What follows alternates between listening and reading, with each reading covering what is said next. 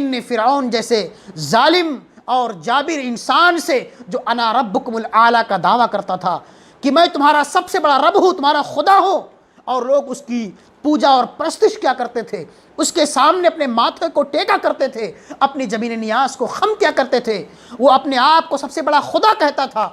اس ظالم بادشاہ سے اللہ سبحانہ و تعالیٰ نے حضرت موسیٰ علیہ السلام اور ان کی قوم کو نجات دلائی تھی۔ اسی خوشی میں یہودی یوم عاشورہ کا روزہ رکھتے تھے۔ تو اللہ کے رسول نے فرمایا کہ موسیٰ علیہ السلام کی خوشی میں ہم تم سے زیادہ اس بات کے حقدار ہیں کہ ہم ان کی خوشی میں ہم روزہ رکھیں، اور اللہ کے رسول محرم الحرام کے اس یوم عاشورہ 10 محرم الحرام کا خود بھی روزہ رکھتے تھے اور صحابہ کرام کو بھی روزہ رکھنے کا حکم دیتے تھے۔ اور جب آپ نے سنا کہ یہودی 10 کا صرف روزہ رکھتے ہیں تو اللہ کے رسول نے فرمایا کہ تم یہودیوں کی مخالفت کرتے ہوئے 9 محرم الحرام کا بھی روزہ رکھو، اس لیے کہ ہمیں ہر کام میں یہودیوں کی مخالفت کرنے کا حکم دیا گیا ہے۔ داڑھی کو بڑھاؤ، مونچھوں کو کاٹو، یہ اس طرح سے بہت ساری احادیث ہیں جو یہودیوں کی مخالفت کرنے کی ہمیں تعلیم دی گئی۔ تو اس حدیث مبارکہ کے اندر بھی اللہ کے رسول فرماتے ہیں کہ تم یہودیوں کی مخالفت کرتے ہوئے 10 محرم الحرام کے ساتھ ساتھ تم 9 محرم الحرام کا بھی روزہ رکھو، اور اگر میں آئندہ سال زندہ رہا تو انشاءاللہ العزیز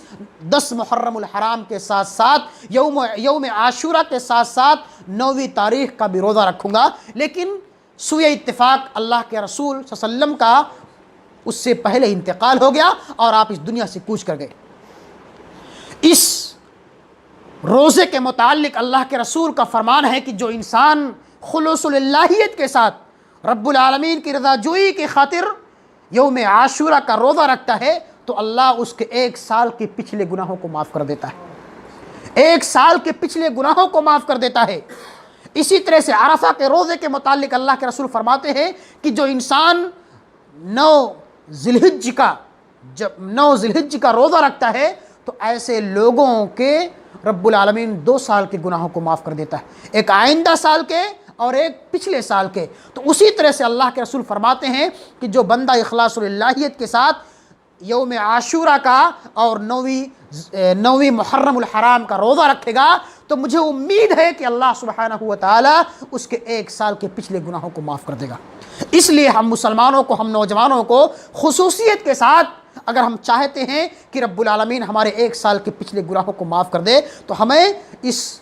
محرم الحرام کی 9ویں اور 10ویں تاریخ کے روزے رکھنے کا خود بھی اہتمام کرنا چاہیے، اپنے گھر والوں کو بھی، اپنے بال بچوں کو بھی، اور اپنے دوستوں اور احباب کو بھی، اپنے معاشرے اور سماج کے افراد کو بھی رکھنے کی تلقین کرنی چاہیے، ترغیب دلانا چاہیے۔ اس سے آپ کو بھی ثواب ملے گا۔ اگر آپ بھلائی کا حکم دیتے ہو آپ کو بھی اتنا ہی ثواب ملے گا، اگر آپ برائی کا حکم دیتے ہو تو آپ کو اتنا ہی گناہ ملے گا۔ اس لیے ہمیں خیر کی چیزوں کو عام کرنا چاہیے، اس کتاب و سنت کی تعلیمات کو لوگوں تک پھیلانا چاہیے۔ لیکن افسوس کے ساتھ کہنا پڑتا ہے کہ اسی محرم الحرام کے مہینے میں جو نہایت ہی عظمت و حرمت والا مہینہ ہے، تقدس کا مہینہ ہے، جس مبارک مہینے میں اللہ سبحانہ و تعالی نے ہم مسلمانوں پر قتل و خوریزی کو، بے حیائی اور فحاشیوں کے، بدعت و خرافات کے کاموں کے کرنے سے منع فرمایا ہے، لیکن آج ہم مسلمانوں کا ایک بڑا طبقہ، آج ہم مسلمانوں کا ایک بڑا گروہ، اپنے آپ کو مسلمان کہنے والے مسلمان، ایک اللہ کو ماننے والے مسلمان، ایک قرآن کی تلاوت کرنے والے مسلمان، ایک نبی پر ایمان لانے والے مسلمان، ایک خانہ کعبہ کی طرف رک کر کے نماز پڑھنے والے مسلمان، ایک اللہ کے مقدس کلام کی تلاوت کرنے والے مسلمان، اسی ماہ مبارک کے اندر، انہی حرمت و تقدس کے مہینے میں، اسی محرم الحرام کے مہینے میں کچھ ایسی بدعت و خرافات کام انجام دیتے ہیں جس کا کتاب و سنت سے کوئی واسطہ نہیں۔ وہ اعمال کون سے ہیں؟ وہ اعمال جس کو ہمارے مسلمان بھائی اسی ماہ مبارک کے اندر کرتے ہیں، وہ اعمال کون سے ہیں؟ آپ معاشرے اور سماج کا جائزہ لیتے ہیں، آپ سماج کے اندر دیکھتے ہیں کسی ماہ محرم الحرام کے اندر ہمارے کچھ مسلمان بھائی جو اپنے آپ کو مسلمان کہتے ہیں نوحہ اور ماتم کرتے ہیں، نوحہ اور ماتم کرتے ہیں، اپنے رخساروں کو نوچتے ہیں، اپنے گریبانوں کو چاک کرتے ہیں اور جاہلیت کی پکارتے ہیں۔ نوحہ اور ماتم کرنا، اسلاف یا مردوں کی شخصیتوں اور کارناموں کو یاد کر کے رونا اور چلانا اور چیخنا، یہ جاہلیت کے امور میں سے ایک امر ہے۔ اللہ کے رسول محمد رسول اللہ صلی اللہ علیہ وسلم نے ہم مسلمانوں کو نوحہ اور ماتم کرنے سے منع فرمایا ہے۔ اگر کسی انسان کے گھر میں میت ہو جاتی ہے،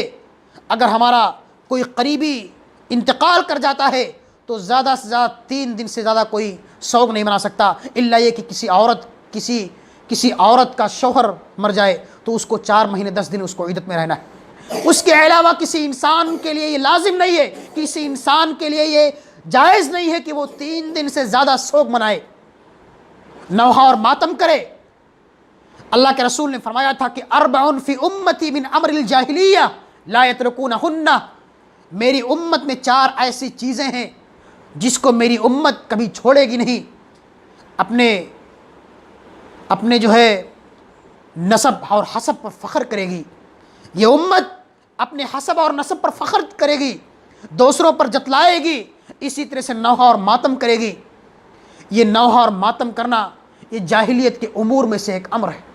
اللہ کے رسول فرماتے ہیں کہ لیس منا من لطم الخدود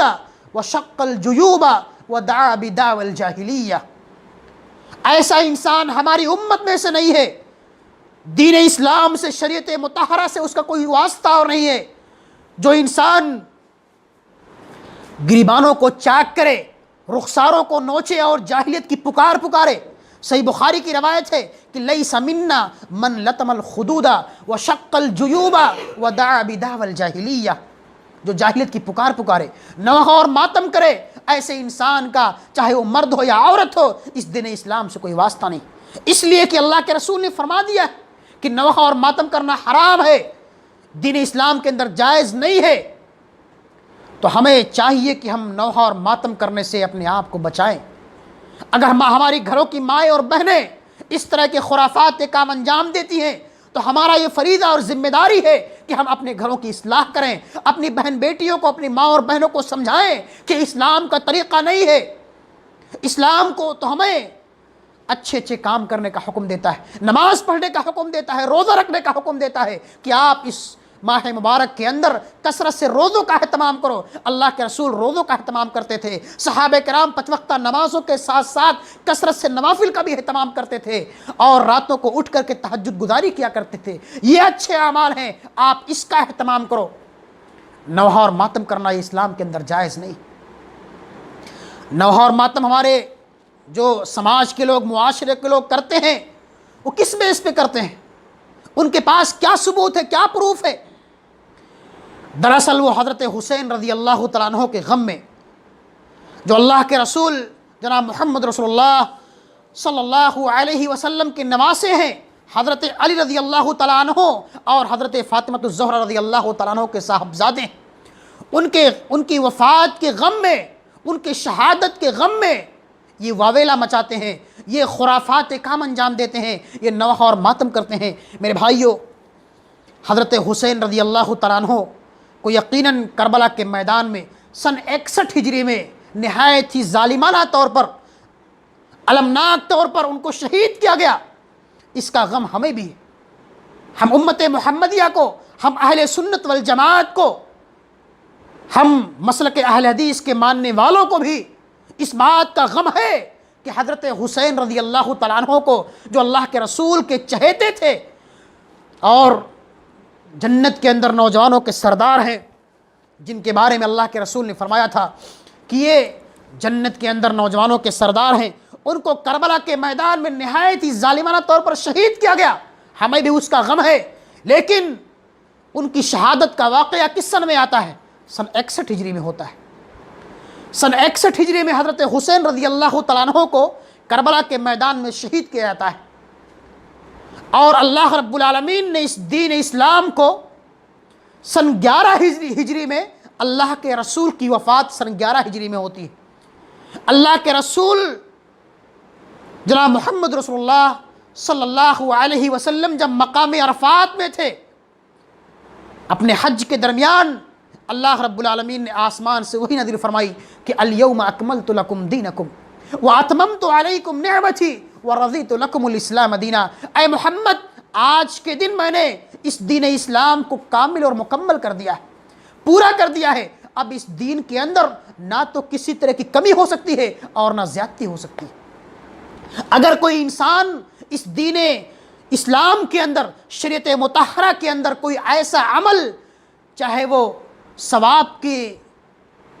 کی حیثیت سے کوئی ایسا کام کرتا ہے، تو ایسا انسان بدعتی ہے، گمراہ ہے۔ جس کام کے کرنے کا حکم نہ تو اللہ کے رسول نے دیا ہے، نہ کر کے صحابہ کو سکھلایا ہے، نہ کرنے کا حکم دیا ہے، اور نہ صحابہ نے کیا ہے، اگر ہم میں سے کوئی انسان ایسا نیک عمل کرے گا جس کو وہ نیک سمجھتے ہوئے، اس کی مثال یہ ہے کہ اللہ کے رسول نے ظہر کی نماز ہم کو 4 رکعت پڑھائی ہے، جمعہ کی نماز 2 رکعت پڑھائی ہے۔ اگر ہم سمجھیں یا سوچیں کہ جمعہ کی نماز پڑھنا کتنا افضل عمل ہے، کتنا ثواب کا کام ہے، جمعہ کی نماز گرچہ اللہ کے رسول نے 2 رکعت پڑھائی ہے، لیکن ہم ثواب سمجھتے ہوئے جمعہ کی نماز 4 رکعت پڑھ لیں، ظہر کی نماز 5 رکعت پڑھ لیں، مغرب کی نماز 3 رکعت ہم پر فرض ہے، نبی نے 3 رکعت پڑھائی ہے، صحابہ نے 3 رکعت پڑھی ہے، ہم اس کو 4 رکعت پڑھیں ثواب سمجھ کر کے، کیا ہم کو ثواب ملے گا؟